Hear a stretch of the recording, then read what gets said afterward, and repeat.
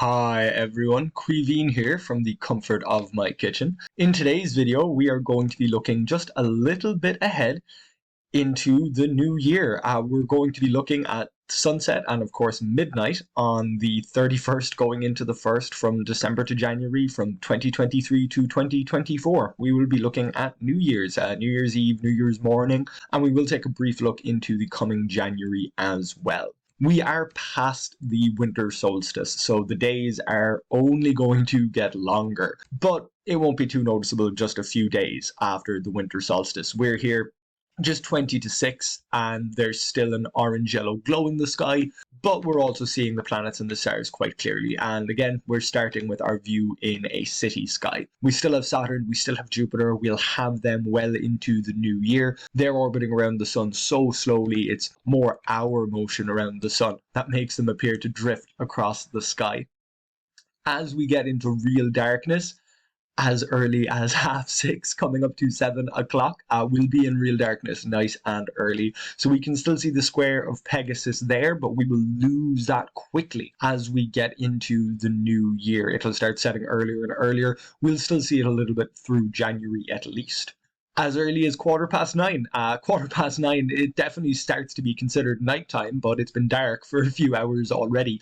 And we have the constellation of Orion and the brightest star in the sky, Sirius, nice and clear. So we can still compare the brightest star and the bright planet Jupiter. Not the brightest planet, that is Venus, and Venus will be coming up in the morning. And we will push all the way through for anyone who's staying up all night long on New Year's, who wants to ring in the new year for a few hours. Here we go. So we're just after crossing the mark of midnight. I'll bring us back a minute or so.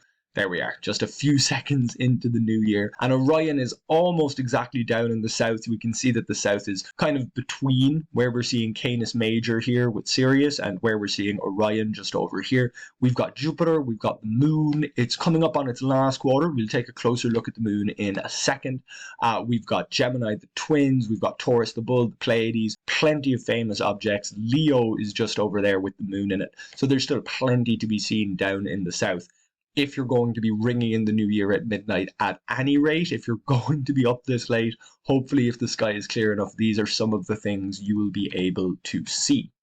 We'll move through a little bit closer to morning time. We'll get the moon a little bit higher in the sky so that we can take a closer look. We took a close look at the moon recently when we were looking at the earlier part of, well, the late part of December, not quite the end of December, but the moon was coming through its first quarter around then, so we could see a lot of nice shadows of craters, exactly like we're seeing here, just on a different part of the moon, and they will stay nice and visible as we come through into early January. So we can see here a lovely half moon, the last quarter moon.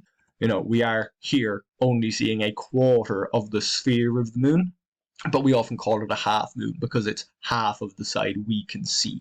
So we're going to see those lovely cracks and craters as we come into January as well, thanks to the phase of the moon. So the moon will look really nice over the first part of the new year. We'll keep pushing forward. Of course, everything over in the west is setting. Jupiter's already gone down. Sirius is almost going down by the time we get Venus into the sky. So if you've been watching the videos now for a few weeks or a few months, I'm sure you'll notice that the last time we really paid attention to Venus, it was practically in Leo.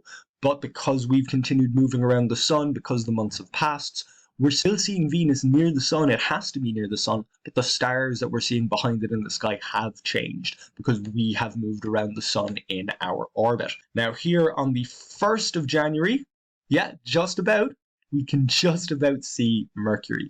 Mercury is really just starting to come back around to being visible in the morning. Mercury's greatest elongation will be out on the 11th. So there we go. That's when Mercury will be about its furthest out from the sun as we get a little bit later in January. It's also a time when the moon will be out of the sky. So that will be a very nice night to go observing things. We'll be at the new moon. So we have Mercury there, we have Venus. Mars is still too close for the sun for us to see, but we're here at 8 o'clock, just turned 8 o'clock. We can still see a couple of bright objects in the sky. So there's Arcturus, a very particularly bright star. Venus is still there nice and clear. So if you do manage to get up early enough on New Year's morning, if you are one of those people who likes to get up in the morning and welcome the first sun of the new year, then Venus will be there. Venus is nice and bright and clear. Mercury will technically be there as well, but so low and so faint it might be difficult to see. I'm sure you can imagine if Mercury was over the other horizon, even a bush like that would be enough to block it out, and that is absolutely possible in a city sky especially. So we'll move ourselves back a little bit closer to midnight.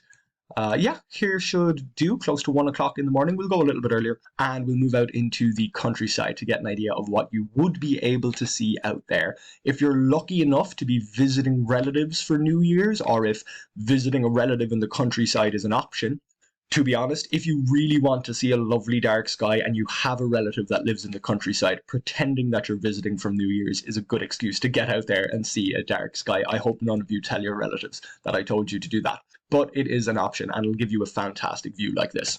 The moon is up, but of course the moon is coming up a little bit later in the evening. So if you can get out earlier, closer to sunset, there will be this period of time around the time that Saturn is setting, Sirius is rising about 8:30. The glow of sunlight is pretty much gone and we can clearly see the Milky Way, but the light of the moon hasn't come up to interfere just yet. So about 8:30, if you want to go out into the countryside and see a really perfect sky, 8:30 seems to be about the time to do it this particular New Year's. Of course, our yearly calendar that we use here, this 12-month calendar going from December into January, it is a solar calendar. It's based on our orbit around the sun. It doesn't really have anything to do with the moon, which is why we get phenomena such as blue moons. It's because we're not paying attention to the moon's orbit when we're going around the sun. They don't match up. So what phase the moon will be in will vary from year to year. I can't say that 8:30 will be a good time to look at the sky 2025's New Year's, but for the new year coming into 2024, I can be a bit more certain. So that's roughly what your sky will look like if you're staying up over the path of New Year's. And we can see that this particular part of the sky, it is a very rich area with the Pleiades and the Hyades, this V in Taurus, Orion, and all of the deep sky objects we've seen in there. Of course, if we turn around to the northern sky, we've got the same stuff we always have. We have the Plough, we have the Big Dipper, we have the North Star. These are all going to be visible all year round, of course, for us here in the Northern Hemisphere. So they're going to be there on New Year's the way they're there every single night. Just to give you an idea, we can see that the North Star and the Plough pretty much line up with the moon here. So especially if you were in a dark sky and there's a lot of stars to try and discern from, knowing that when you're looking at the North Star, it'll be on your right, it'll be over in the northeast. That should help you find it if you're having difficulty. So we'll keep our look into the north because the northern sky will be there for all of us, countryside or not. We'll bring ourselves back into a city like Cork.